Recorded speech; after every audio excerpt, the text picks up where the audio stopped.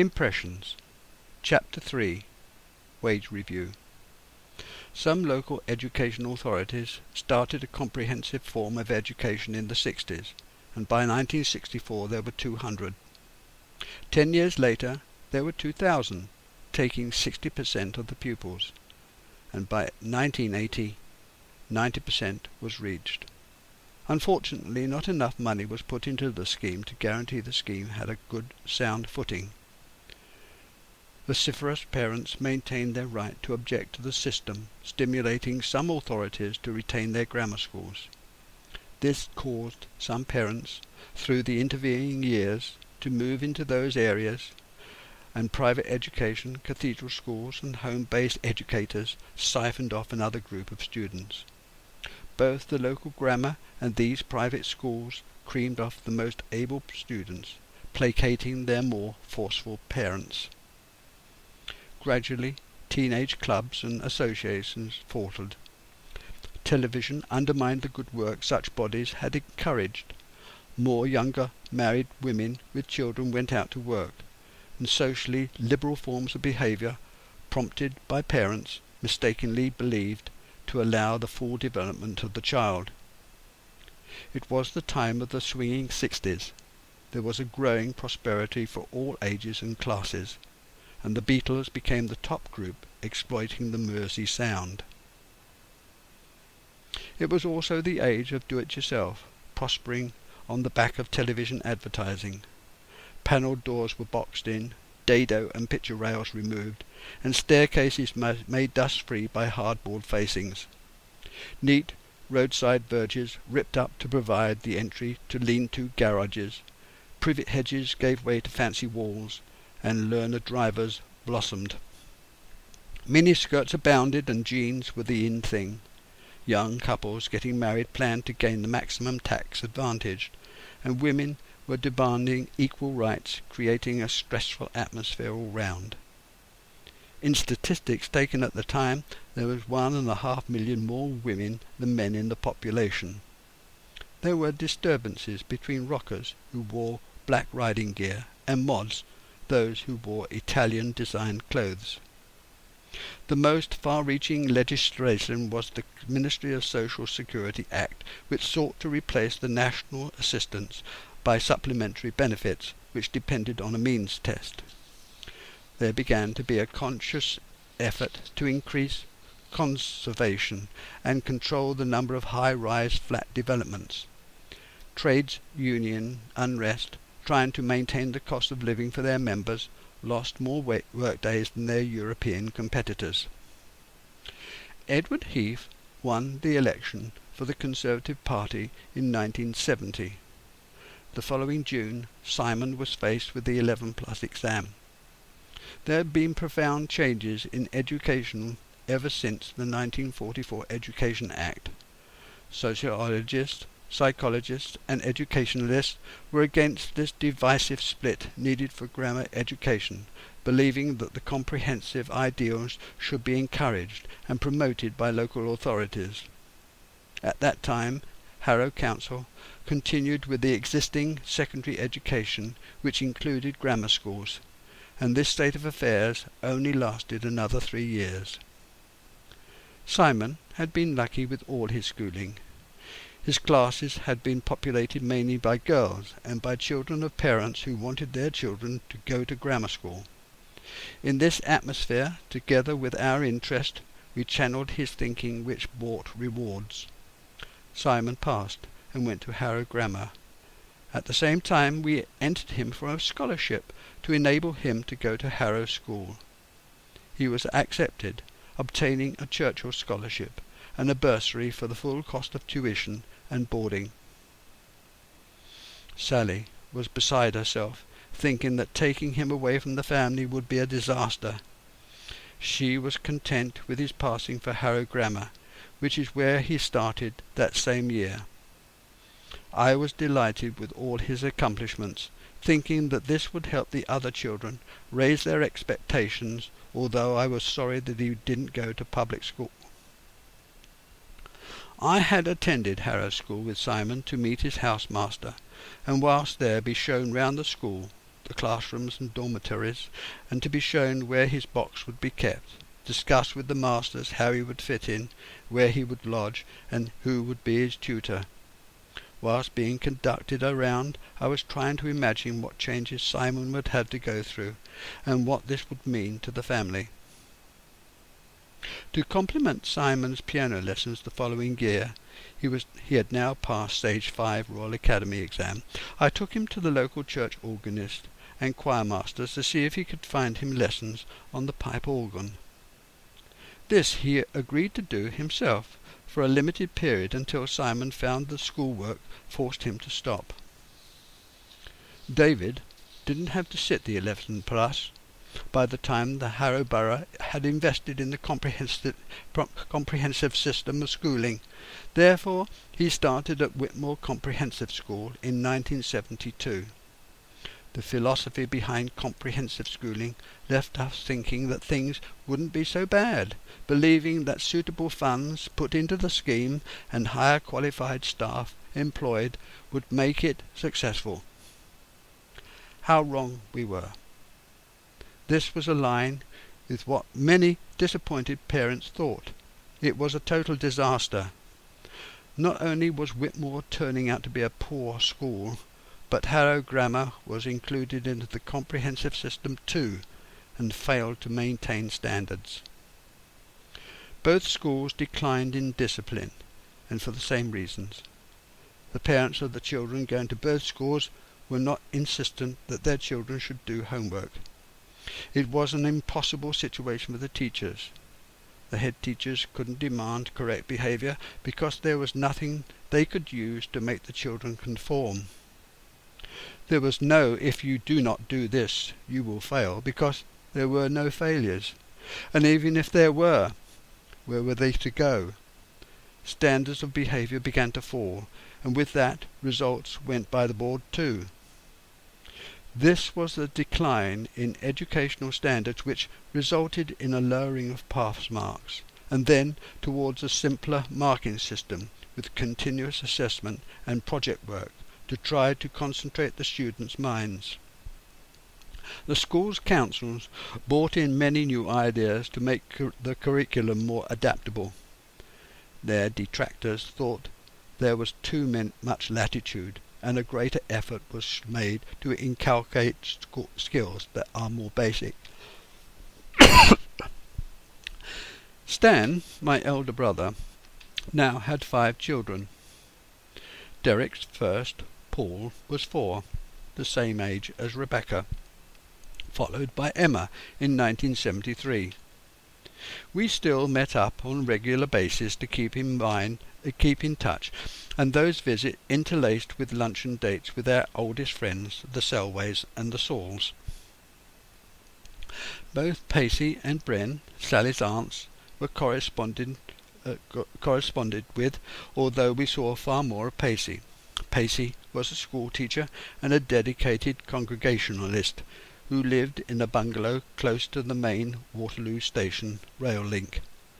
Our visits were generally on an every 3-month basis, and as such were much appreciated and savoured. She made a great effort to make our stays enjoyable, providing all the little treats the children liked. Pacey said that she would buy a bicycle as each child attained the age of 11, when they would have perhaps passed the grammar school entrance exam. This promise unfortunately collapsed as our family grew. She was very critical of the size of our family, believing that we would not be able to afford sufficient time nor money to each child and their education. She was someone whom I not only liked but also thought interesting. She held strong opinions and would not hold back from telling you what she thought. Her guiding principles were firmly grounded on strict Christian teachings: the rule of self-help, abstinence, and moderation in all things. She was scornful of her father, who had left home to live with another woman, and worshipped her mother for her fortitude. Rita thought her sister self-centred, unadventurous, a thorough goody-goody, questioning why her sister always had the school and class prizes while she had been overlooked. Rita also secretly admired her father. Pacey loved her cat, which held pride of place, dictating her every move. This prevented any extended visits away from home on the grounds that Sammy wouldn't like it. Both boys and girls were in the Scouts or Guides and worked their way through the normal badges. In my youth I had found great company and friendship with the Boys' Brigade, and so enrolled my children in a similar organisation, thinking that they too would benefit. Sally, by this time, wanted to drive. Her mother was taking lessons from an ex-police driver who ran his own school, so he became Sally's tutor. This was after I had tried my hand at basically finding that trying to teach her to drive with the young children in the back was no way to cement harmonious relationships. There was also the matter of the inconvenient road bollard, which got in the way and made me hone up on my panel beating skills. Eventually Sally passed her test and took over the car, needing it to ferry the children about, which meant that I had to get transport for myself.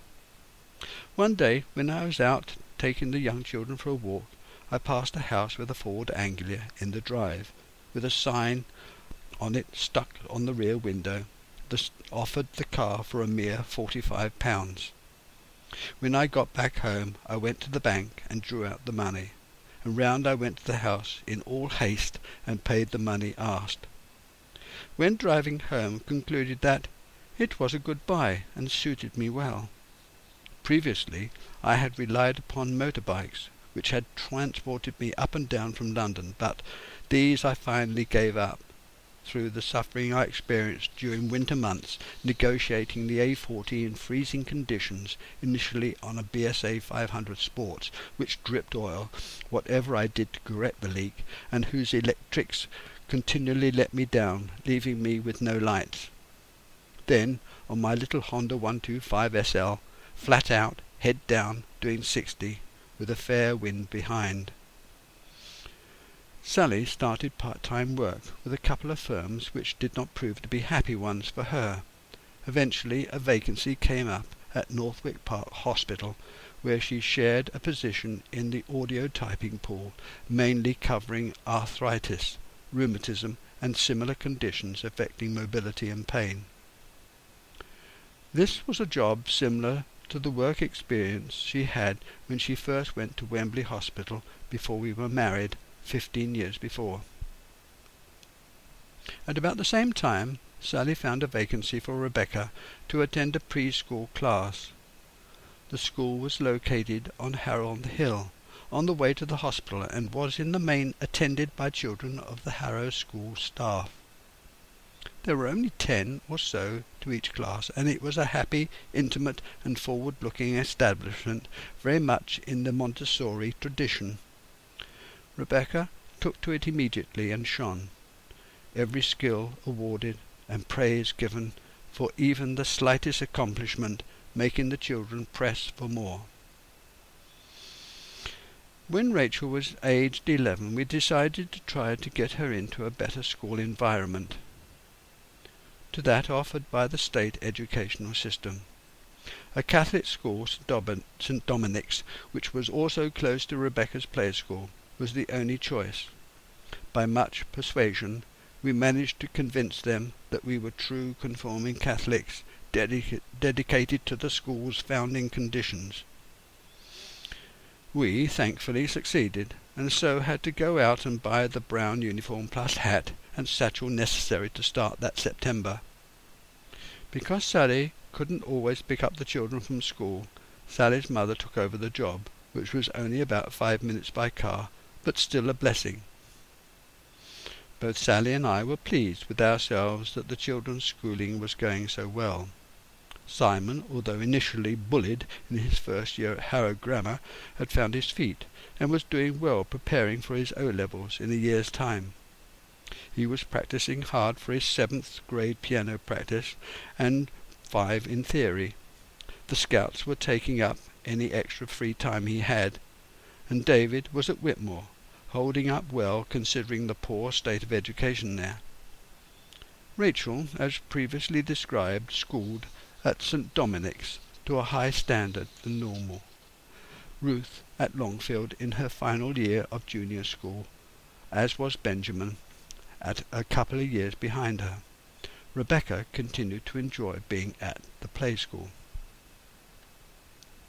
The bulk of the shopping was done on Saturdays, buying potatoes and vegetables by the sack at the warehouse next to North Harrow station. Bread bought 5 loaves of it at a time and put in the freezer, and fortunately the milk delivered at the door. Sally juggled the cooking and housework, fitting in the part-time office work. We still went on holiday, although it was getting difficult to entertain the older children. Rachel no longer wanted to walk on our countryside rambles, preferring to stay in the car. It became clear that things had to change. Going on holiday with the children was never the same again. Drawing to a close the innocent rambles, singing nursery rhymes whilst gathering wild flowers, only possible when there was no questioning of the order, only an acceptance of the plan devised. Gradually, the children's personalities and attitudes showed through. Not only did they want to follow what their peers were doing, but wished to be independent, free of parental constraint. This, of course, is natural, but upsetting, and certainly not pleasant for me, the organizer. It was noticeable and felt as the ages of the children increased, unquestioned obedience and compliance dropped off. Less discipline caused friction, visits to friends and relatives less frequent, fewer gambles taken on visits at a moment's notice. All this was unfortunate for the younger children. They would never undertake the thrills and spills experienced by their elder siblings, the on-the-spur-of-the-moment visits to historic buildings, rambles over hill and dale, just to see what was there, the fun and excitement visiting farms and lodging houses off the beaten track.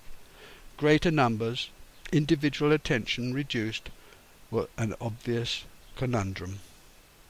At home the displays of antisocial behaviour were expected, as were requests by the children to do what they wanted. These things I was prepared for. It was the degree that took me by surprise. Having so many children in a small house, without the space for each to develop, presented an ongoing problem. It was equally frustrating for me, for it was clear the difficulties they were facing, and all the time the younger children were losing out. It was far easier for me and their mother to sit by the side of the eldest and discuss more adult things, what questions they were being asked for their exams, than to read a Janet and John book to the youngest. Meanwhile, back at work, the Heath government tried to implement changes in trade union law to limit flying pickets. He ended up with a 3-day working week, having failed miserably in his confrontation with the miners in 1973-74. I continued to work for 5 days during the blackouts, limits imposed by the electrical generation stations switching off the supplies. At work, we held plate glass up against the windows to use daylight to view the developed films. The printing industry was greatly affected by the paper industry, suffered its greatest decline through the penetration of Scandinavian paper manufacturers. The profitability of the printing industry fell substantially, and it estimated that by the turn of the millennium only half the workforce would remain. It was firmly believed by economists that a complete restructuring of the workforce was needed, altering the balance between very skilled workers and those not so well trained. Economists also believed that there should be a relaxation of employment rules so that workers could be laid off. I moved to Mabberton Johnson, Islington from Sunlitho, Ruislip, and as with all jobs moves, I made it for no other reason than to increase my wages. Mabbott and Johnson were trade plate makers to the lithographic printing industry, began by two employees of Sun Litho. An outsider who provided the venture capital joined these two entrepreneurial men, the works manager and the only salesman. When they left Sun Litho, they took with them half a dozen key workers, and at the end of their first year of trading clocked up £250,000 in net profit. This quick profit stimulated them to expand the business. This they did to the Londons, if not the UK's, become the largest trade plate makers. Their main customers were Littlewood's Catalogue, National Geographic, Playboy and various travel companies. They also took on general trade work, which they thought would produce further clients. I go into detail about this firm because it shows that they were not only versatile, taking on a varied selection of work, but had to be viable in a most competitive market. Most of their work came from companies who would have sent it abroad to be reproduced, made up and then printed. Whether the work was done here or abroad, the same photographic materials were used. Agfa Gevert, Dupont and Fuji had their own specialist fields in graphic reproduction, but at this time didn't challenge Kodak for their tri-masking system, which reigned supreme. The expansion of Mabbott and Johnson had been to promote an around-the-clock service, which up to that time was totally unknown in the UK. They hoped to corner a market. Engaging a large staff, they operated a 24-hour service, operating in 3 shifts. Thankfully, the retouchers, there were 15 at the firm's peak, kept to normal working hours and covered by working extra overtime when necessary. One retoucher was engaged to pass work from the cameras working on the night shift so that it was ready for the colour retouchers in the morning. I travelled to Islington by car, doing the journey in about 40 minutes, all along the A40 from Harrow on the Hill, Green Hill, through to King's Cross and the Angel, leaving home at just gone 7, having a half an hour lunch at 12:30, and if not working overtime, getting home just before 5. However, more often than not, I would work overtime at least twice a week, getting home at nearly 11, and often on Saturdays too, from 6:30 to 12:30. It was a happy firm to work for, simply because the staff had to get the work out, had to cooperate with each other. Any problems would affect everyone else, and each part of the production process relied upon the next. If snags were experienced, you could see that you would not get home until much later, so it was essential to get the job done. It was a simple process to see which workers could do his job well, and who would cooperate when there was an emergency. On a large sheet of mail order work, where there was perhaps 20 pages of fashion plates, swatches of the actual material and colour, the articles were made up to be provided. It was easy to see who could turn out a good job, and for some strange reason workers would make the same old mistakes repeatedly, even when they were told to alter their method of working. As with all my jobs, including the one apprenticed to, I enjoyed the work, preferring to be in an organised situation, to work within an established system.